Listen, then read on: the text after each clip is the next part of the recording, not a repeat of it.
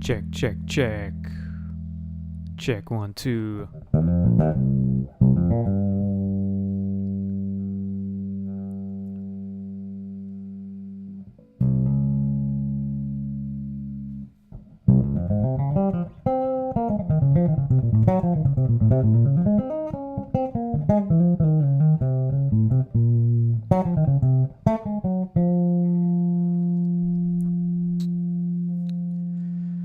How you all doing? I just want to make sure that you can hear me.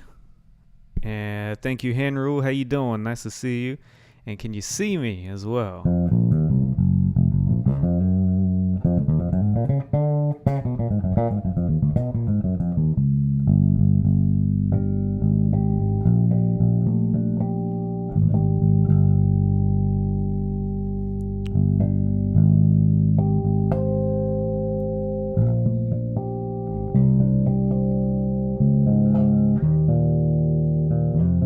How you doing, AKS? Good to see you again.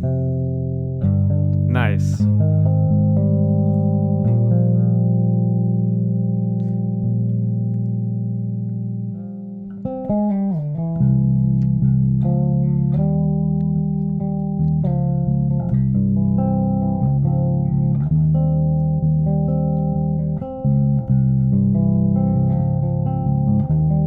That's Radiohead, isn't it?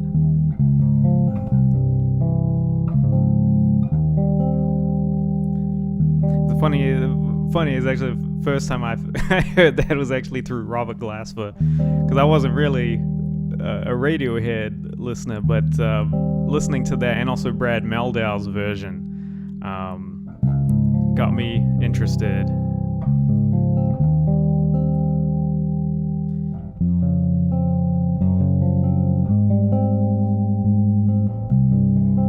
Anyway, I'm gonna play a little bit, see who shows up. But those of you that are here, how you doing? Nice to see you. Welcome to the Bass Hang, live stream number 11. And got any bass questions, nerdy bass questions? This is the place to ask. And put a nerdy bass question in there and expect to receive a nerdy bass answer in return.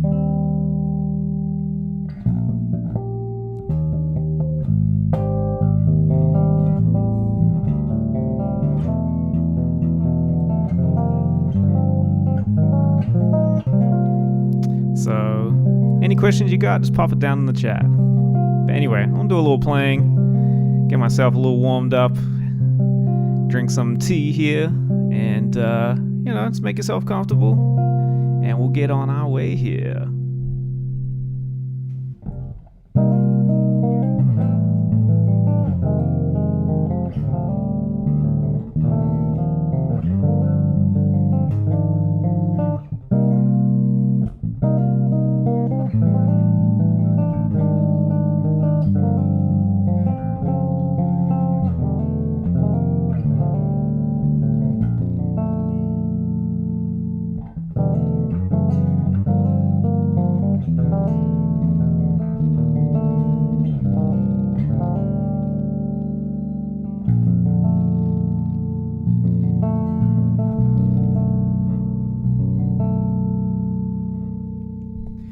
I guess what Henril is saying. What's the hardest? What's the chord voicing with the hardest stretch you got in the bag? I don't know. Let's see. Maybe this one, especially because my hands are still kind of cold. So I'm gonna clam this one a bit. Let's see. That's a hard one, man. When my hands are, if I play it this way, when my hands are warmed up, it definitely comes out nicely. But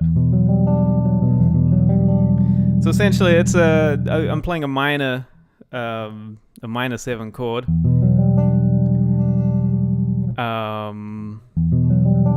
So I'm playing, in this case, I'm playing an E minor 7. So I got root, 5th. I've got a 9th. I got the 10th. And then on top, I have the 7th. So really cool. There's no 11th in there. If there was an 11th, it would be more like this. Let's see if I can voice it. It would be more like this.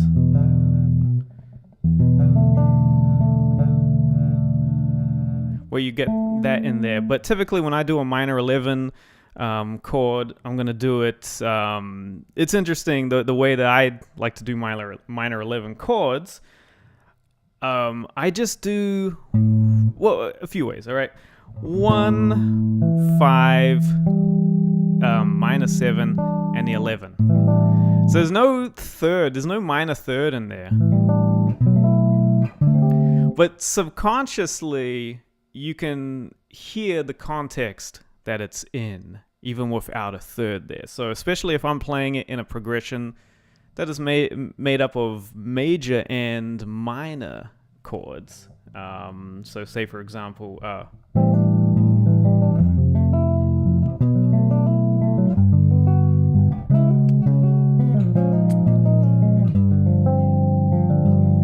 now if I did want to play a similar voicing with the minor third in there, I can do the shell voicing of 1 minor third, minor 7th, and then I use my pinky to play the 11, and that's really nice as well.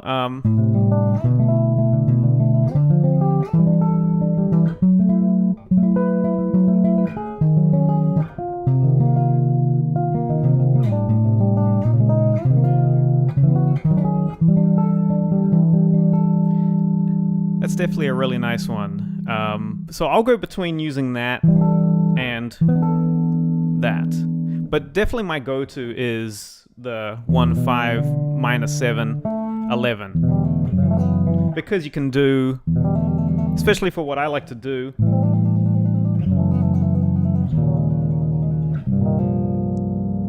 and I'll also use this same shape for a sus4 chord as well. So say, for example, if I have a A7 sus4. Again, there's no third in there. So for a sus4, you got the root, 5th, dominant 7, and the sus4, which is going to be the 11, right?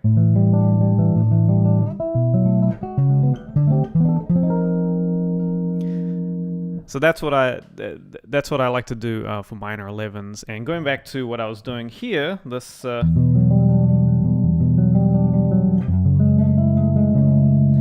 one is the reason why this one is tricky. And for this one, this is a 5-note chord voicing. So sorry, 4 stringers.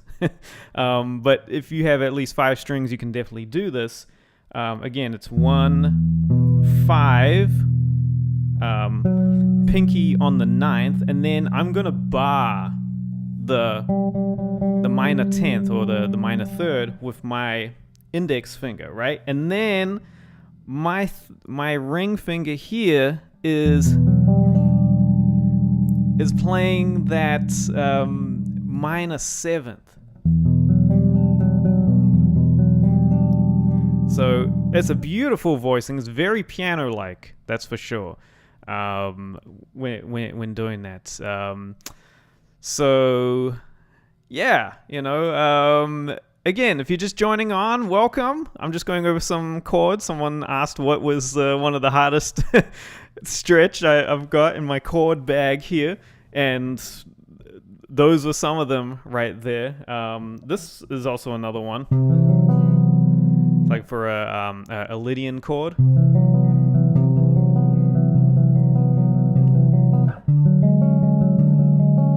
Real beautiful voicing. So this one is I've got a root, and you can do this on the 4-string bass, which is cool. So I've got root, major third, and then I've got this nice sharp 4. So you get this really nice close voicing right there. Sharp 4, and then I got the major 7 on top. But it does require this is the thing when playing chords, and I talk about this in my bass chords course, is that with your hands, you want to have this freedom of your hand to be able to pivot, right? To be able to go between, being able to play this way, playing this way, being able to play this way and this way. Right? That's the thing. You want it to have this kind of free movement and not just being able to just keep it in this, conventional bass playing way. Because to play this instrument, you do have to, obviously, you got to move your hand quite a lot. And in order to do a lot of these chord voicings, like something like this, these top 2 notes, I'm barring with my index finger. And that can be a little challenging at first. But this is something that you got to get used to, is having a good bar on your index finger. And you're going to be using like a good majority of your index finger when doing so. And for practicing this is just to, I mentioned this, I think maybe last week or the week before, is just try 2 notes at a time. And we're not going to necessarily just be playing them like flat on your fingers. Try like that, try it on the side, try getting it on this side, because when you move about the fingerboard, if you notice, if you just get your index finger, if you have a bass in front of you or whatever, just try this. Obviously, when you start at the 12th fret, if you have it flat, and then just move your hand down here, you see how your finger just naturally, it kind of rolls when you go all the way down to the 1st fret, right? Because obviously we have to reach down there, and so we can't necessarily keep our finger flat. Because you see what happens with my elbow. My elbow has to come up like this. And, we're not trying to play like that, right? So, obviously, you're going to have this kind of roll motion, this natural roll motion when you go down here. So, you want to be able to get used to playing. And you look at my index finger. You see how my index finger is like on its side. And it's kind of curved as well. Now, if I was to play it like this on a fretless bass, then my intonation is going to be all out. Because obviously, on the fretless bass, you do it like this, then you're going to be all over. But because a fretted bass, we have the luxury of, okay, we're literally, in a way, we're kind of just pushing buttons, because everything is been, cut out for us. So that's why we can do. And as I get closer, okay, now what happens if I'm playing this voicing where I'm barring and I'm going up here? It gets a little hard because the frets are getting squished together and it's hard to maintain. So then what I do is then I go to playing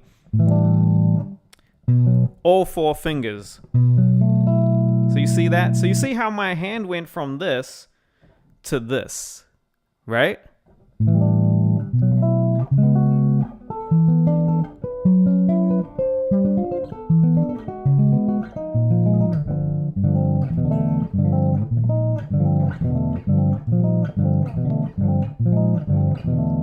Almost sounds like a Freddie Hubbard tune, you know?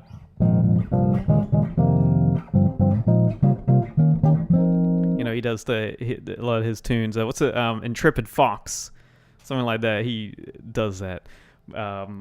Big use of minor 11 chords. Freddie Hubbard, McCoy Tyner as well. So yeah. Wow, already we've just been like got into the chord land, which I absolutely love. And this is the thing about what I do on the bass guitar, other than just playing conventionally, which obviously I do, you know, being a bass player. But what's cool is that this instrument, obviously, there's so many people out there who have just innovated this instrument to where it's helped us to go and just explore it even further of what else can this instrument do. And a big part of what I've been doing and what I've really just gravitated towards in terms of playing bass has been a lot of chordal playing. And because I've been in a lot of situations where I've had to cover the chords on the bass, and also they just sound so cool. You know, it's just like, other than that fact, they just sound amazing. Just sound so beautiful. So that's the thing. Let's have a look in the comments here. AKS Bass thinking of changing the name to John X. Oh, so your name is John. How you doing, John? John Axe instead of X. Nice, man. And he's watching from back in his parents' place and wanted to play on his first P bass, but the G string tuner gave way. Oh no, not the G string tuner. Oh man. And so it could only tune up to D. Yeah, I mean, that's the thing. Yeah, a tuner. I mean, that's something that's a part that you could probably just go. I mean, depending on where you live, you know, but definitely something that you could just switch out pretty easily, and you could do it yourself too, if you know what you're doing with tools. And I'll say, if you don't know what you're doing with tools, I don't recommend you doing your own work on your bass. Okay, all right. There's no problem taking your bass to someone who knows what they're doing to help you out. I totally recommend that you do that. I've learned the hard way a few times over the years, but I've also learned how to do a lot of things myself. And probably the most complicated thing that I can do on my basses is switching out pickups with some very kind of sketchy soldering work. But that's about it. You know, ask me to dress frets and all that. I can't do that. I'll take that to someone who will do that. Putting in a new preamp, somebody else can do that for me. But I can do good setup, truss rods, intonation, any of those things, height adjustment, and those are things that as bass players you should just know how to do. Definitely learn. It's definitely worth knowing how to adjust your instrument, and it makes it even better when you can get it to just how you want it to play and know how to adjust it when the seasons change, you know. So so that's cool. It's been it feels super weird, but it's been forcing you to learn the upper fretboard more. Perfect. That's what you want to know. You want to know all the notes, whether you have a 4-string, 5, 6, 9-string. Just learn all the notes on and where it is, right? Bonjour, Benjamin. Hey, bonjour. Kia ora. How you doing? Anyone who's joining on here, nice to see you. Yeah. And how long have I been playing bass? I've been playing bass for let me think. I've been playing bass for almost 30 years, okay? I've been playing bass for 28 years. You know, and as I think about that, I'm just like, wow, where did the years go, right? So I started when I was pretty young, like 7 years old. And so I've been playing for quite a long time, just being involved in music. Before that, I played drums. But I gravitated towards the bass after hearing Stanley Clarke. My dad had a Stanley Clarke, had a few Stanley Clarke records actually, and the one that he had, and he had it on cassette tape. Who remembers cassette tapes? I'm one of the last generations to use cassettes. But the first thing I heard of Stanley Clarke was, I'll see if I can play it.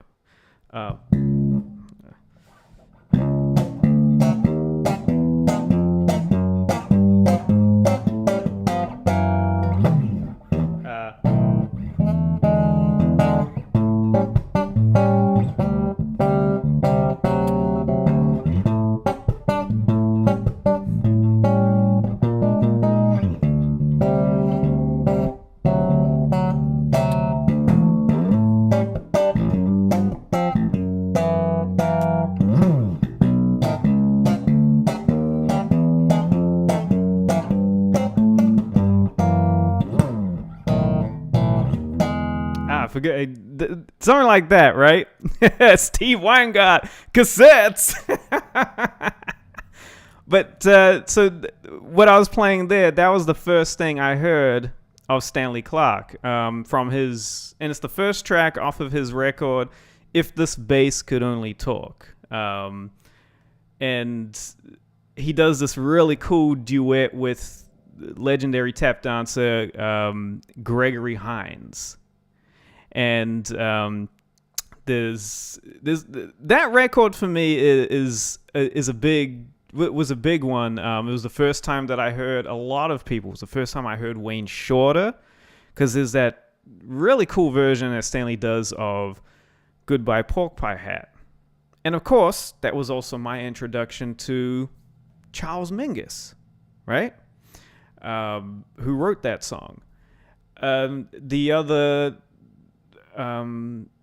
other thing was, there was a song that Stanley wrote that had kind of like a kind of a ska, kind of Police vibe to it. And that was the first time I heard Alan Holdsworth. So through Stanley has been, especially at a very young age, Stanley was like the center of my musical universe. Right. And we all have different people that, we were influenced by, and we were able to kind of branch off and discover other musicians, other artists from their influence, the people that they listened to, the people that they worked with. So through Stanley, I was able to know about, John Coltrane, Miles Davis, Herbie Hancock, Bill Evans, Billy Cobham, John McLaughlin, Chick Corea, this is how, Tony Williams, this is how this all started for me. So I was 12 years old when I really got into Stanley, and then I was just discovering everybody that he had worked with. So, of course, George Duke, that's how this whole thing came about. And then getting into, now there's Jaco, right? And then, who's this Victor Wooten cat? Marcus Miller. It just went on from there. John Patitucci, I already knew about. All right, I already knew about John Patitucci actually when I first started playing bass, because there was and here's another throwback. We talked about cassettes. There was a VHS, and a lot of you might have seen this, right? The John Patitucci electric bass VHS series from the early 90s. They had this at our local library, which was really cool. And I remember my dad getting that, bringing it home, and I had just started playing the bass, but I was just absolutely memorized. First of all, there's this giant bass with 6 strings, and I'm like, what? And, obviously I could understand he's playing very high up on the bass. He's playing very low, but also is demonstrating a bunch of other stuff as well. So, and of course, this is where, you know, the spider lick.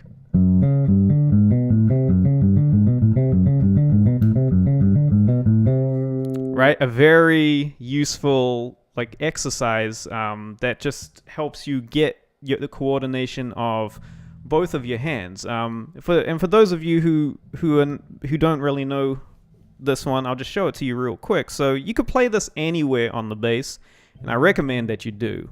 All right, so I'm just gonna start it over here on the F sharp on my D string. So first finger F sharp, then I'm gonna play a fifth above that, the C sharp, right? So I got these two, and then I'm gonna go to G with my middle finger, and then I'm gonna play a fifth above that as well with my pinky, right? So D. So I've got. And then I'm going to go to my ring finger and go to the G sharp. And then with my index finger, I'm going to play a minor third above that. And then I'm going to go to my pinky finger and play the A natural. And then with my middle finger, I'm going to play the minor third above the A, right? So just slowly.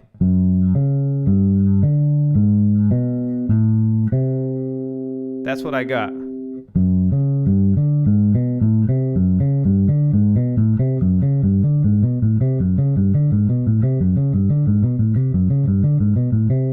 So it's a really great one to just get. Again, it's going in order like this. Da da da da da da da. You know, like it's. And do it anywhere on the bass. Do it on your low strings as well.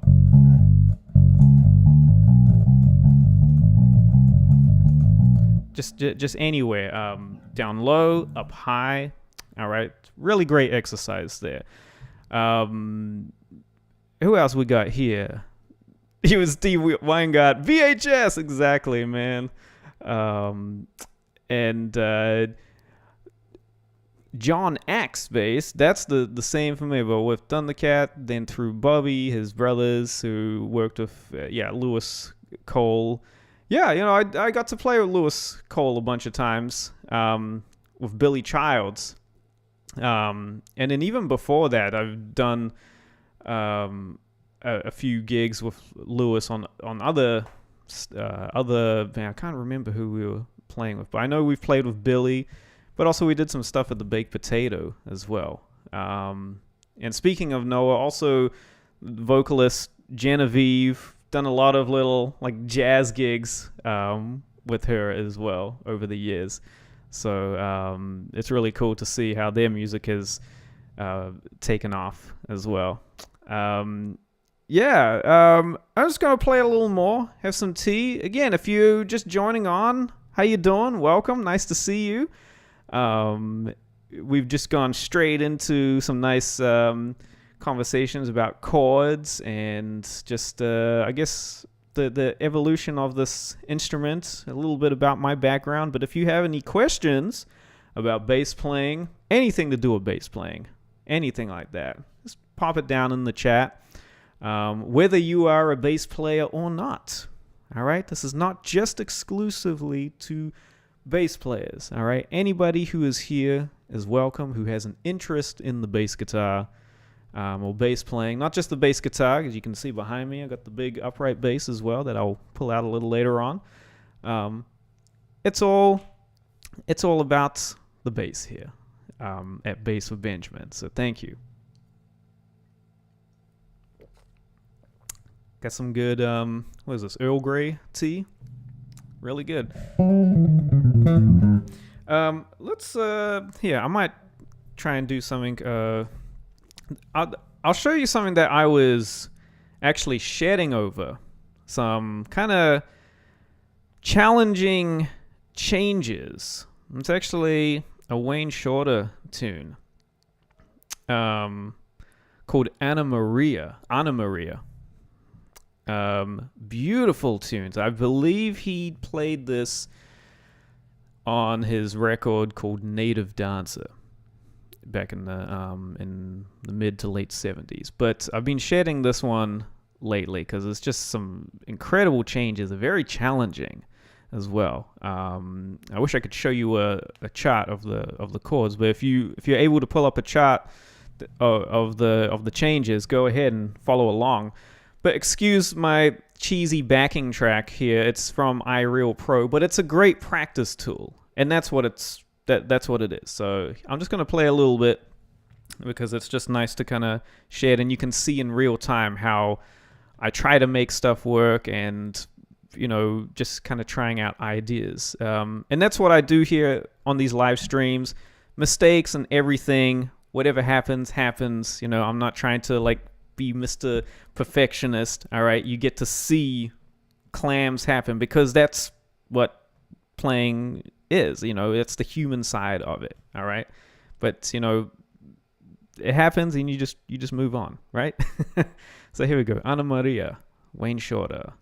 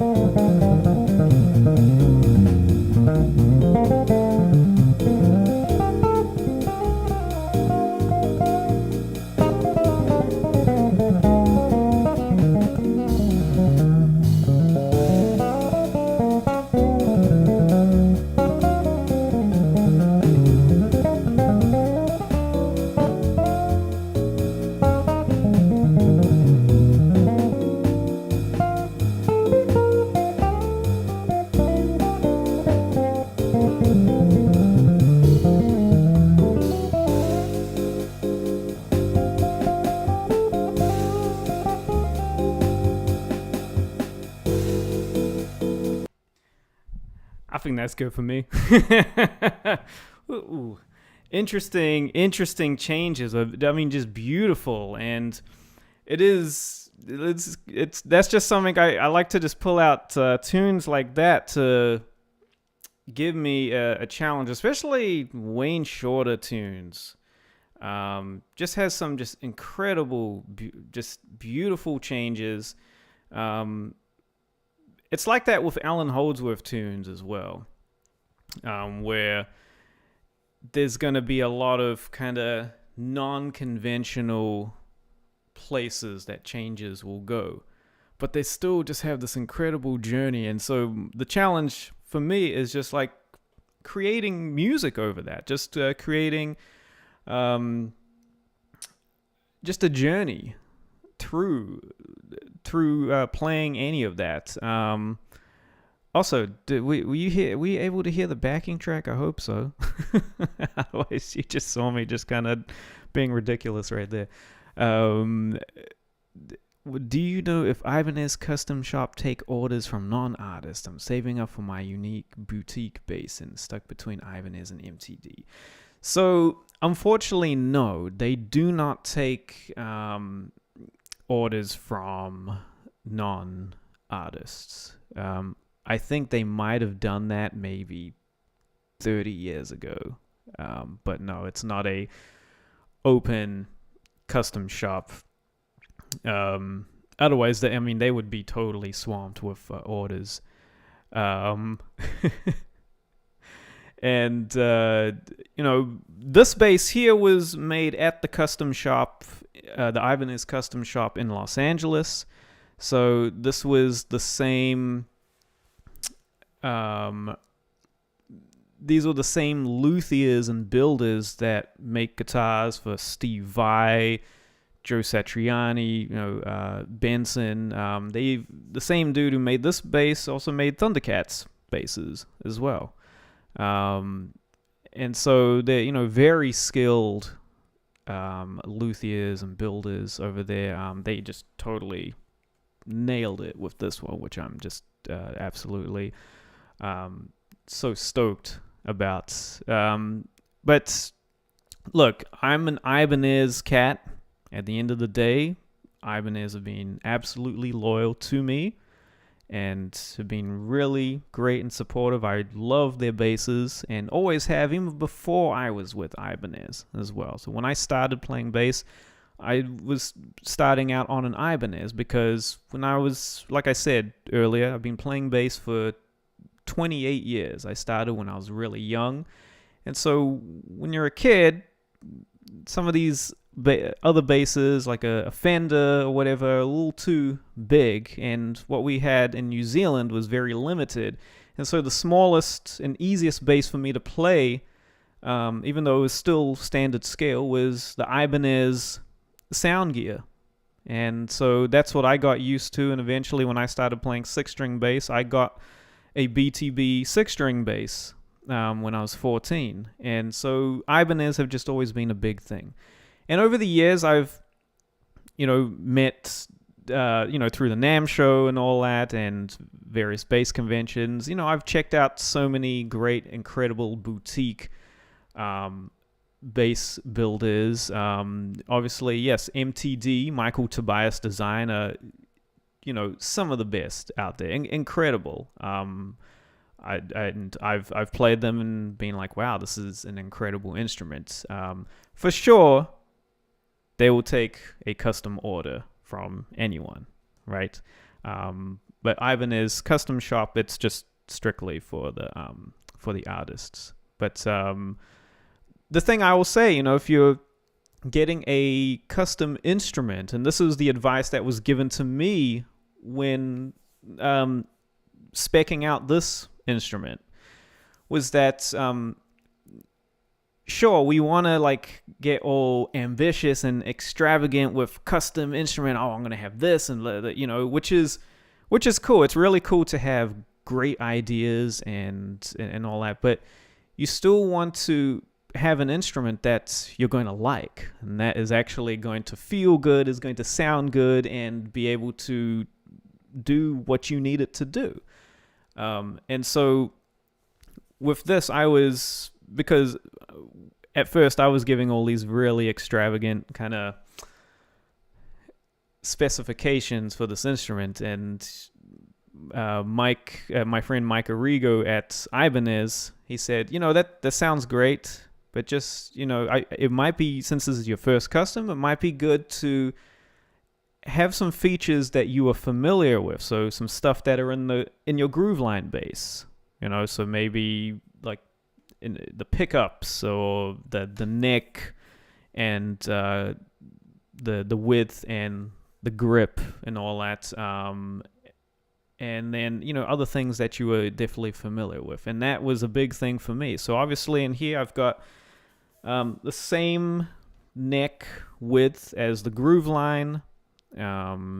This one is probably just a little thinner in terms of the thickness. The groove line has a little more on the back here. And then the pickups are the same. These two pickups are the same as what is in the groove line that I'm used to. So and of course 34-inch scale, bolt on, that kind of thing. So definitely, important elements that I'm used to. So that's something I would recommend if you're getting a custom bass for the very first time. Go with some things that you definitely know and that you like, and you can add on from there. Things, for me, I added on a drop switch on the B string. Obviously I added another pickup in between these two pickups, right? Things like that.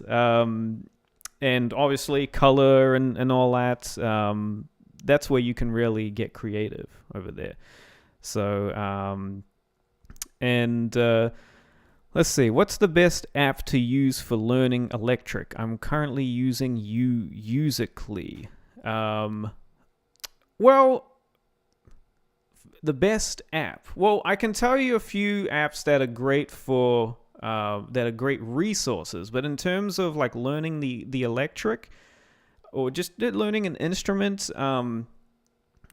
if you can, it definitely the best way is obviously one-on-one, right? Whether, it's on Zoom or, in person or whatever, but definitely having access to an experienced musician, teacher. But with that said, what I do with my one-on-one bass coaching and mentoring, that's strictly 101. Not 101, one-on-one. You can learn more about that on my website, basswithbenjamin.com. But I use some apps as resources and tools for practicing. Things like the iReal Pro. I've used that for years. And also I use things like, I think it's called Smart Metronome, which is where you can dial in the subdivisions, which is really good. The other one that I use a lot, and actually I use here when I'm playing, as for my backing tracks, when I'm playing along to stuff like on the gig archives section, I use a program called Moises, and it uses AI technology to literally isolate each, more or less like each instrument in a track so that you can either mute it, or make it louder. So in my case, and for practicing, and this is something that is actually, the reason why it's such a helpful tool is because you can pretend that you are in the recording session, right? So say, for example, I have a track, say like a Jill Scott track, right?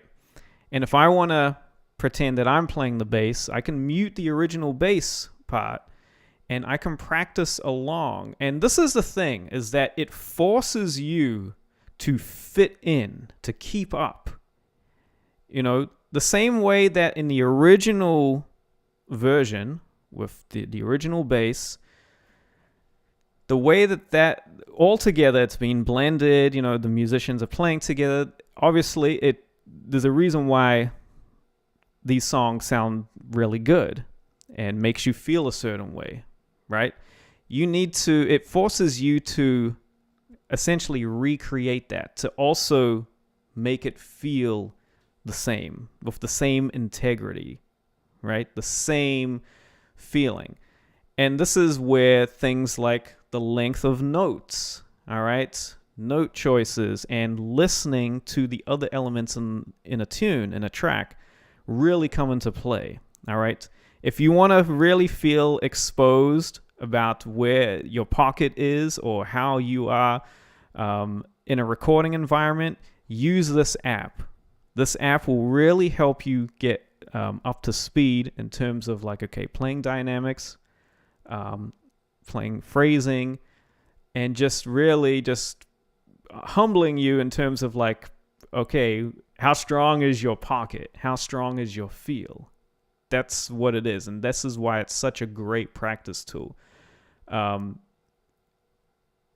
me, how I've been able, this is something, even before this app, playing along to records is something that has helped me, and a lot of other musicians I've talked to, really just kind of help develop our feel and pocket. That's the thing.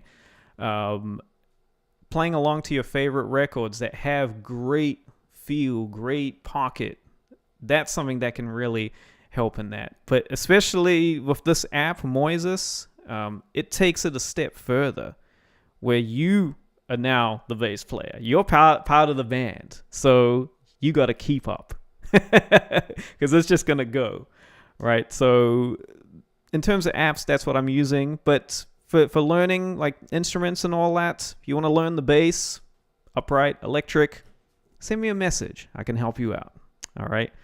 But more questions about from John Axe here.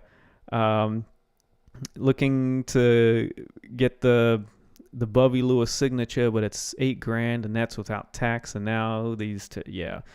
I mean, look, I'll tell you, especially with these high-end boutique companies, I mean, you get what you pay for. So you pay that price and you get an incredible instrument. You really do. An amazing one. So, especially, something like an MTD. Yeah, I mean, you're going to get a pretty amazing instrument. And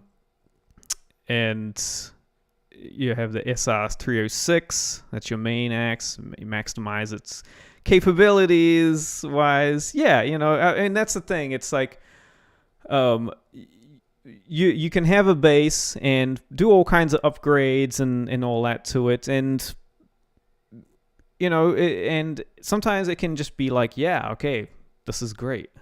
But, there's also going to be a yearning for hey, I'd like to have an instrument where, it's built for me. And, if you have that access to it, why not?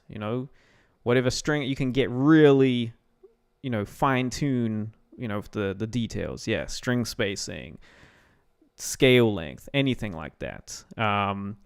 Does the maple fretboard add to punchiness or attack compared to woods like rosewood? Okay, so this is something where there's a huge debate about it. Some people say it doesn't matter, doesn't make a difference, they can't hear the difference. The reason why I got a maple fretboard was because I wanted this instrument to be sonically different than my groove line, all right? The groove line, being a rosewood fretboard, is very, it's very warm, very deep sound, and also still very punchy, all right? But it's got a really nice low end, very singing, jazzy kind of thing. This bass, I can definitely feel and hear it's more snappier, right? It's definitely got a little more liveliness in that. And that's why I wanted this built this way with a maple fingerboard so that it can have that different sound. So I can go between, especially if I'm playing, recording bass tracks for people, and be like, oh, you know what, this might be something for the groove line, or this might be something for the BTB bass, just because sonically it's going to be different. Look, at the end of the day, though,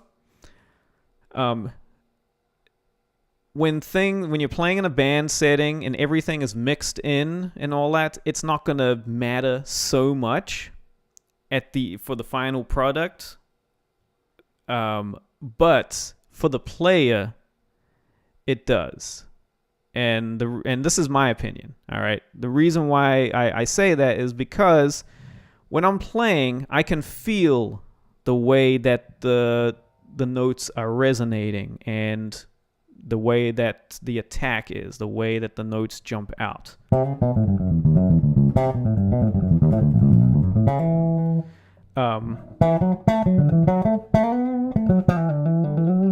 And so that will actually inspire me to play a particular way because of the way that it feels, the way that I hear it. And it's like that on every single bass that I have.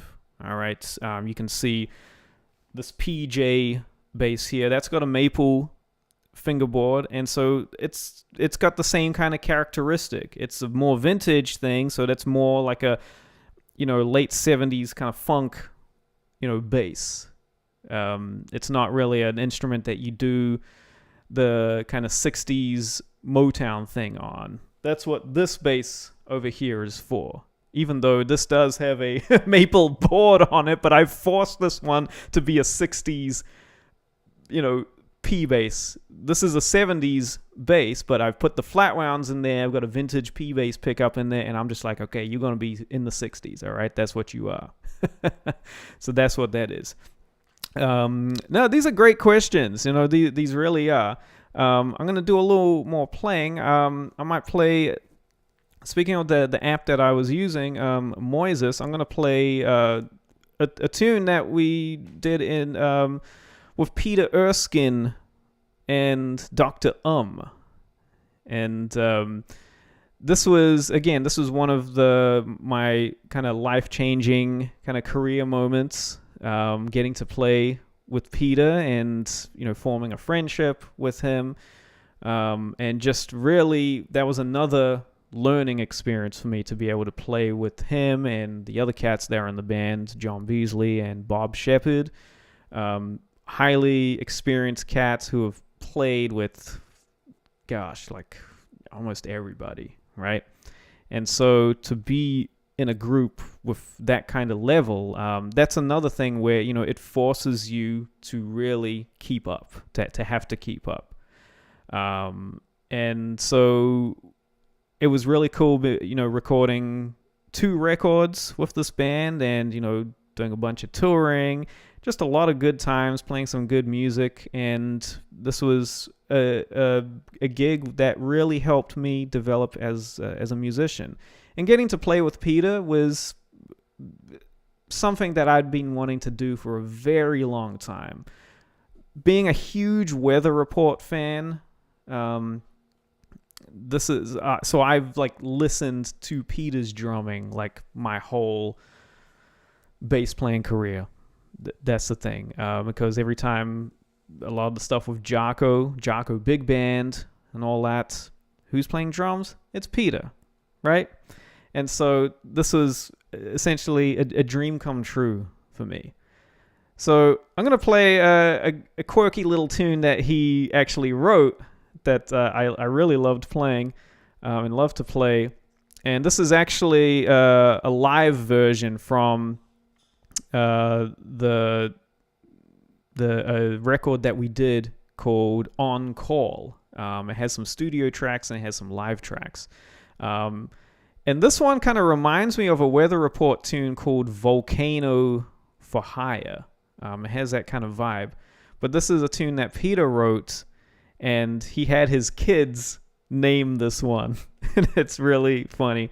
It's called Hawaii Bathing Suit. So here is Hawaii Bathing Suit. So let's have some fun here.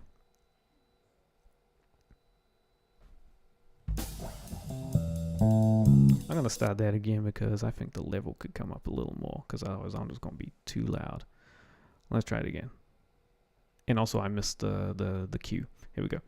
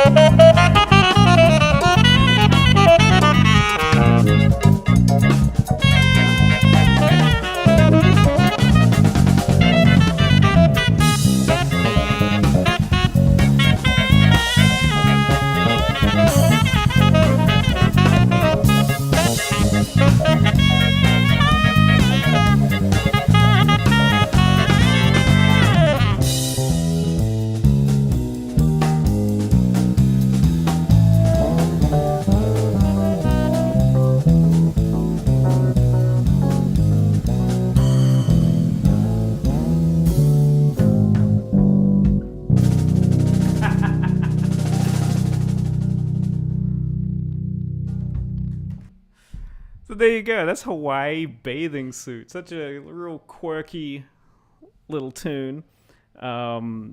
Especially because it's just like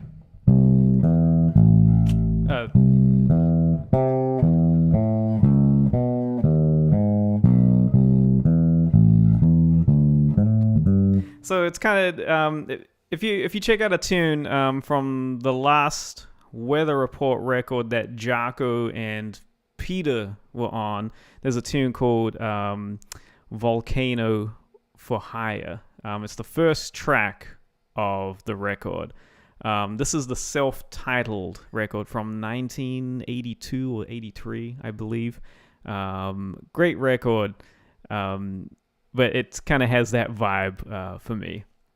And how's everyone doing here? What's Steve Weingart saying? I remember transcribing Winton Kelly and playing along with the transcription. Really learned a lot in that process. Yeah, regarding learning instruments, absolutely.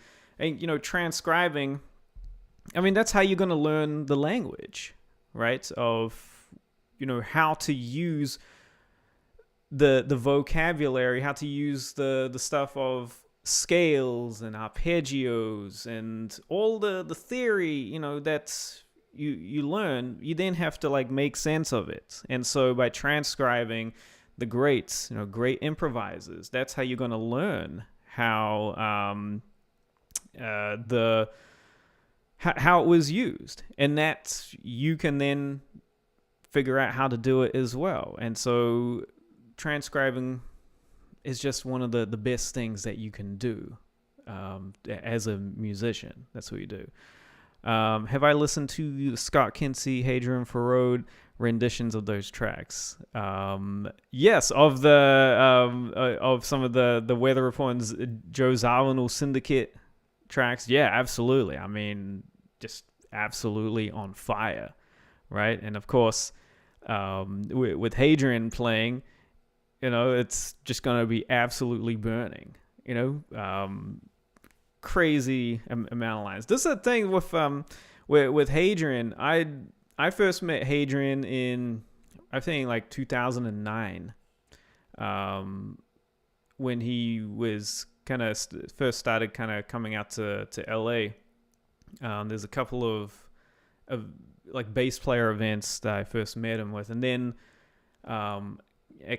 in the kind of 2012, 2013 kind of eras when I started seeing him a lot at Cafe Cordial. This was a restaurant in the Valley in Sherman Oaks, where they would have a pro jam session, and so all these incredible bass players would come out, as well as, you know, other musicians. It's where all like the cats would be coming out to hang and sit in, and there were definitely a lot of, you know, special moments there. About probably a good 90% of the people who I was working with or ended up working with in LA were cats that I met from Cafe Cordial.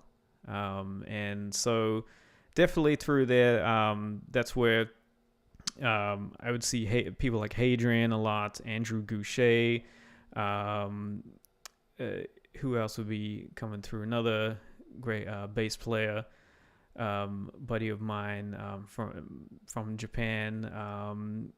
You know, Yuki Lin Hayashi.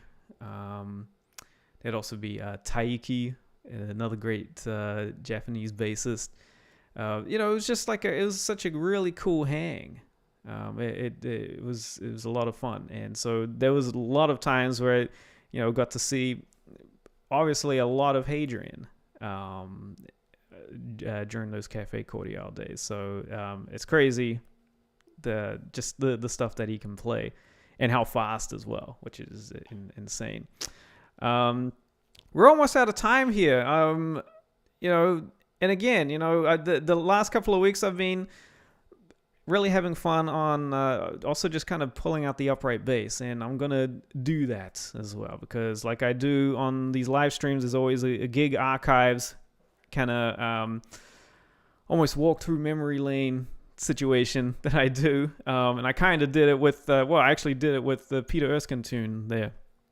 But before I go into this last one, first of all, I just want to thank you all for coming out here, jumping on the live stream. This is really, it's always such a fun thing to do, and just do this, right? Just chat with you all and just do bass. Why not? Let's just do bass.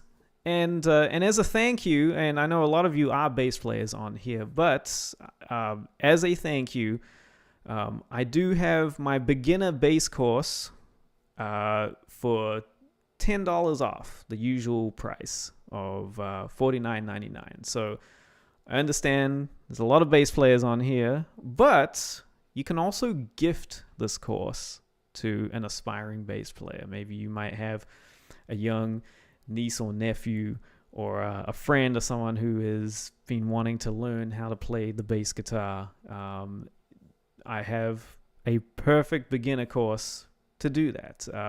You can also have somebody, you know, get somebody to gift a course to you. So some of my other courses as well as the coaching program that I have. And you can do that at basswithbenjamin.com. You'll see the section that says gift a bass course or program. And so if you have a birthday coming up and you're like, hey, you know, a good birthday present to get me would be this thing, you know, what do you think, mom, you know, or dad or auntie or uncle or cousin or brother or sister or friend?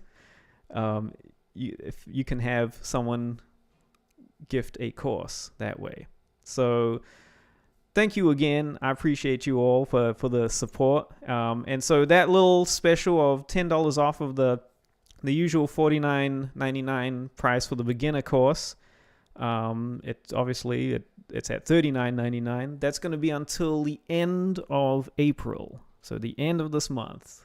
All right. And then it goes back to its usual price. So if you want to get it at that price, you can go ahead right now. There's actually a link in the description box here where you can go and grab that. But yeah, this has been such a treat to do this. I'm going to switch over to my other friend, Bertha, the upright bass. And again, any upright bass players or who plays upright bass, let me know in the chat. Upright bass players, where you at? Or maybe you're wanting to learn how to play upright bass.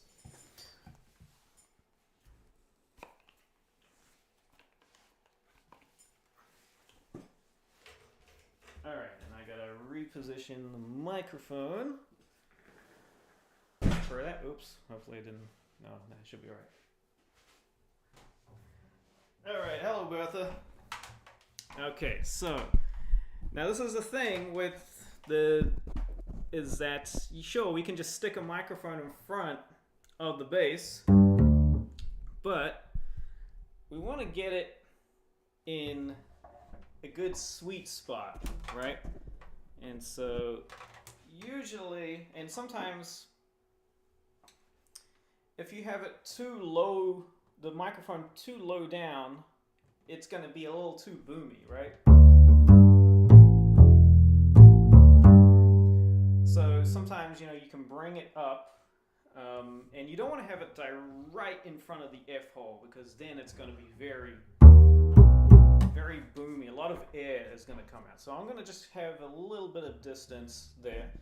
And it does depend on what kind of microphone you're using as well.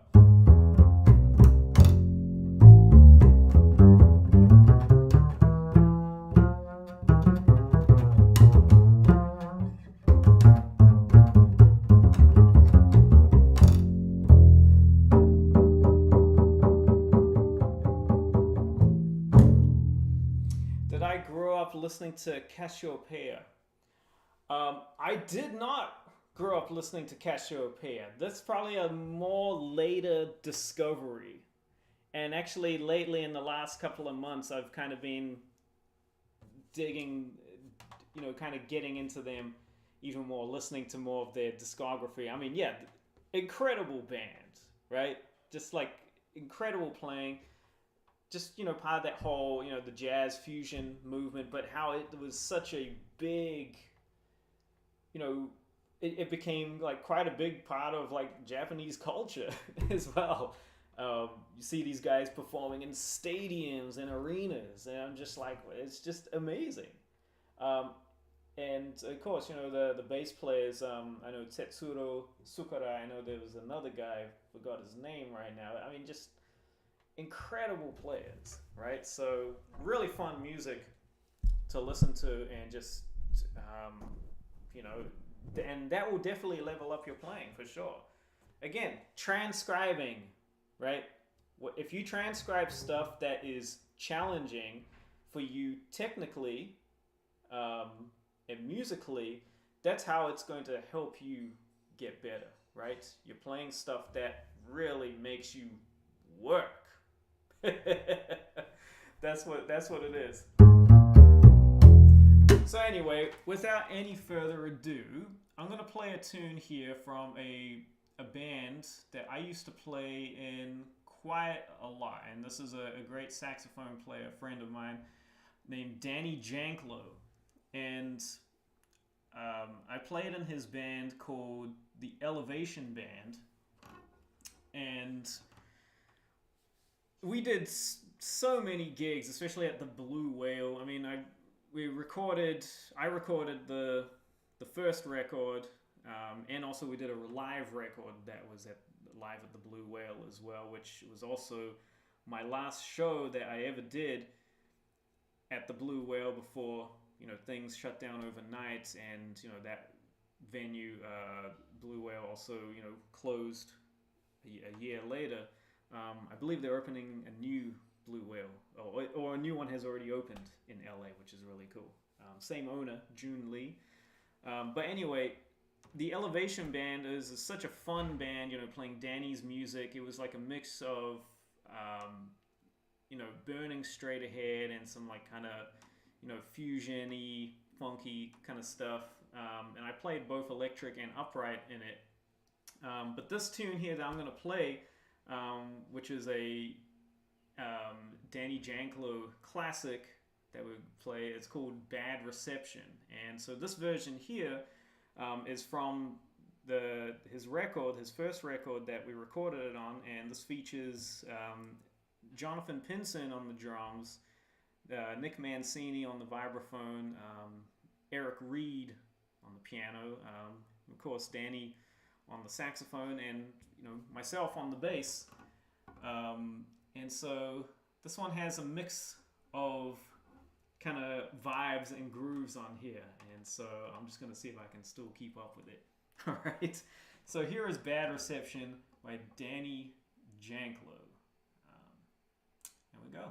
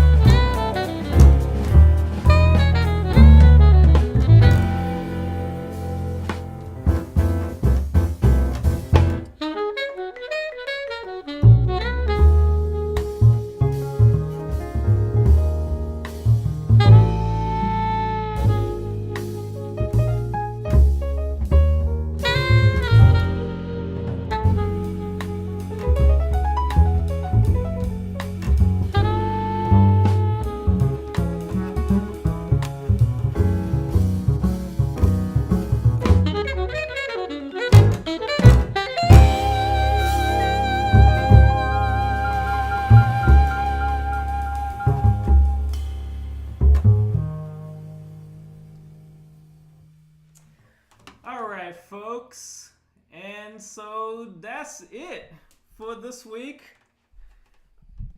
I want to thank you all for jumping on here. This has been so cool. Just been such an absolute treat to just connect with you all as always. And we'll do it again next week for number 12. And again, any bass resources from Bass with Benjamin, you can just go to basswithbenjamin.com. And but other than that, keep playing your bass. All right, listening to bass players, listening to great music out there, supporting great music and great musicians like yourselves. And if there's anything that I can help you with, all right, bass playing wise, please reach out to me. All right, you can send me a DM or even just send me an email through my website as well. Anything I can help you with bass playing, that's what I'm here to do. Okay. And again, thank you so much for the support. If you haven't already, please like and subscribe here on my YouTube channel, because this helps put my stuff on other people's timelines and all that. So anyway, thank you so much, everybody. You're awesome. And have a great rest of your week and the weekend that's coming up. Be safe out there. All right. Play some fantastic grooves.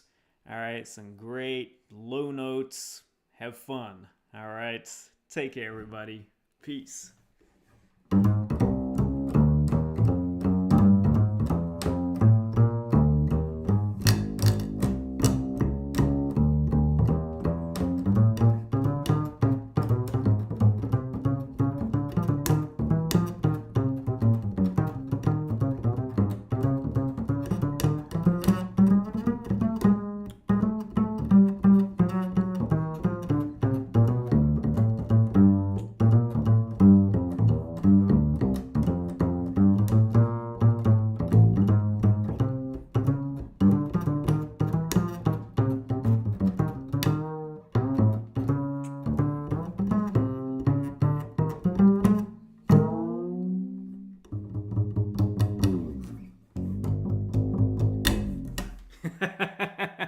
Sure, why not?